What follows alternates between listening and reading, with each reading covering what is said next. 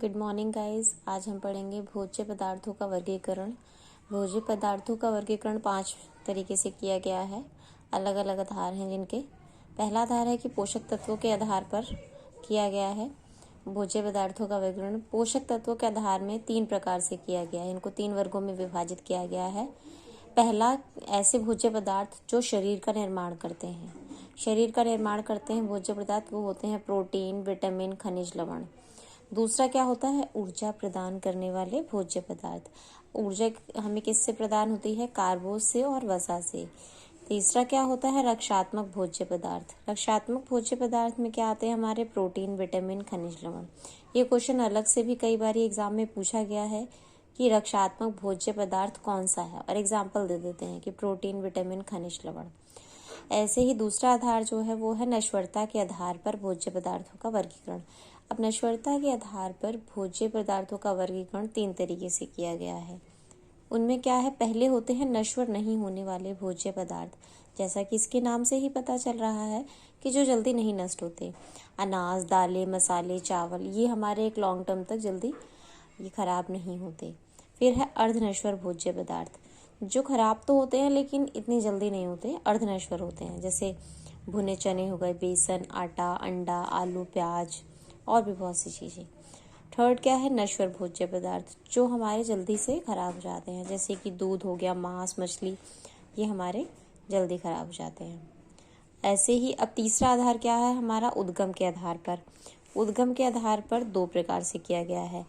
पहला क्या है? जंतु जगत से प्राप्त भोजन। अब जंतु जगत से क्या क्या मिलता है हमें? दूध, अंडा, मांस। ऐसे ही वनस्पति जगत से प्राप्त जो है वो है अनाज, दालें, सब्जियां। अब चौथा आधार जो है हमारा है रासायनिक प्रकृति के आधार पर। रासायनिक प्रकृति के आधार पर क्या है? कार्बनिक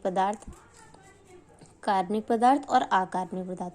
कार्बनिक पदार्थ ऐसे होते हैं जिन्हें जलाने के बाद कुछ भी शेष नहीं बचता, वो कार्बनिक होते हैं। और जिन्हें जलाने के बाद शेष बच जाता है, जैसे राख, तो उसे अकार्बनिक कहते हैं। अब कार्बनिक पदार्थ में क्या होता है? जिन्हें जलाने के बाद शेष कुछ नहीं बचता, वो होते हैं कार्बोज, वसा, प्रोटीन, विटामिन। और अकार्बनिक क्या होते हैं? मिनरल्स होते हैं, जो कि खनिज, लवण। इन्हें क्या बोलते हैं? राख भी कहते हैं। जैसे जलाने के बाद राख बचती है, तो इन्हें जलाने के बाद जो कुछ बच जाता है उसे क्या कहते हैं? अकार्बनिक तत्व कहते हैं। इनके जैसे एग्जाम्पल हो गया कैल्शियम, लोहा, मैग्नीज, तांबा आदि, ये सब क्या है? खनिज, लवण है। इसी तरीके से खाद्य पदार्थों का वर्गीकरण अलग अलग तरीके से और एजेंसीज और इंस्टीट्यूट्स ने किया है।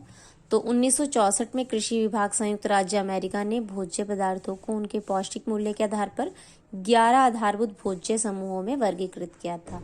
तो ये क्वेश्चन भी एग्जाम में पूछा गया है कई बार कि कृषि विभाग संयुक्त राज्य अमेरिका ने भोज्य पदार्थों का वर्गीकरण कितने आधारों पे किया है? तो हम क्या बोलेंगे? 11 आधारों पे।